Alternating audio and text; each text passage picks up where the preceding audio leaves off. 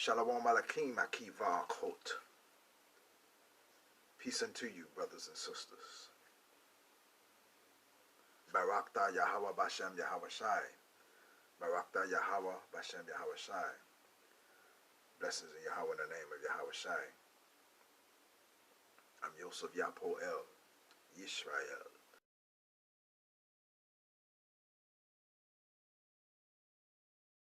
Badam Bashem Yahweh Shai HaMashiach. Badam Bashem Yahweh Shai HaMashiach. And brothers and sisters, Aki and Akots, we're about to go into a study today about the meaning of the word worship in the Hebrew language. For y'all don't know, the word Hebrew in its original tongue is really Ivri. But we're not going to focus on that right now. But just, that's a little lesson right there. But today we're going to focus on the word worship that we see in the scriptures, the Karayim in Hebrew scriptures. Karayim means scriptures in Hebrew. The scriptures in Hebrew. We're going to focus on the word worship. I'm going to show you some of the study texts that I use to study with. And we have the Browns, Drivers, Briggs, Hebrew, and English lexicon. All right, and we have the Tanakh. We have the Tanakh, which consists of the Torah, the Nevi'im, and the Ketuvim. All right, and we even have the Habrit HaKadasha with the Hebrew and English. All right, in English. All right, and of course the Torah and the Nevi'im and Ketuvim with the English, as you can see. Come on, clear up for me. And the Hebrew, we have the Apocrypha, and we have a Hebrew English dictionary here that I rarely use because these are some of the newer words. And then we have the primer, the first Hebrew primer, which is going to show you the pronunciation of these consonants that we're about to reveal today. All right, and we have the Strong's Concordance here, y'all familiar with. The Strong's Concordance, and have some of the Hebrew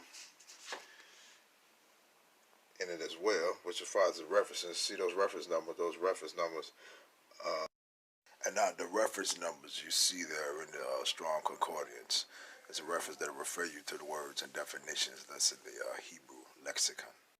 So we're going into a teaching on worship.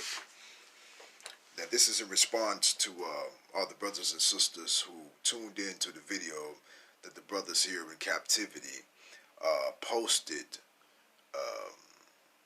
prostrating themselves before the mighty hands of Yahweh. So we're going into the teaching of the word that they use in the particular scriptures, which you probably see in your books, which is worship. And we're going to show you that word worship in the Hebrew language, which is Sha-khah, and what does Sha-khah mean. So we're just going to go through a couple of scriptures because we don't have long.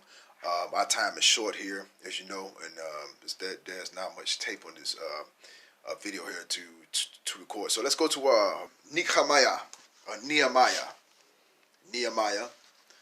In the Hebrew tongue is NEHEMIAH, or NEHEMIAH, NEHEMIAH. All right, NEHEMIAH, chapter 8, verse 6. Ezra, bless Yahweh, the great Elohim, or you may say Elohim, but we know in the Paleo, so it's really Elohim, the great Elohim. And all the people answered, Amen, for Amen, with their hands upraised. Now check this out. They answered with their hands upraised. Let me set this here so I can give y'all a little example here. All right. They answered with their hands upraised.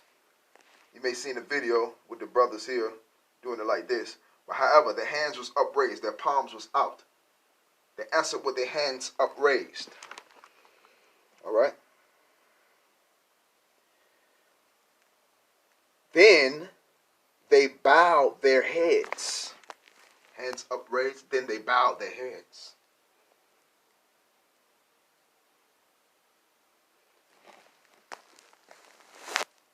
And then they bowed their heads and prostrated themselves before Yahweh with their faces to the ground. With their faces to the ground. First, hands upraised. Then they bowed their heads. Then they prostrated themselves before Yahweh with their faces to the ground. If you will, let's go to Genesis 24:52. Genesis 24:52. And read along with me, please. And Abraham's servant heard their words, and he bowed down low to the ground before Yahweh. Now, in your text, if you're reading from the King James Version or whatever, you may see where it says that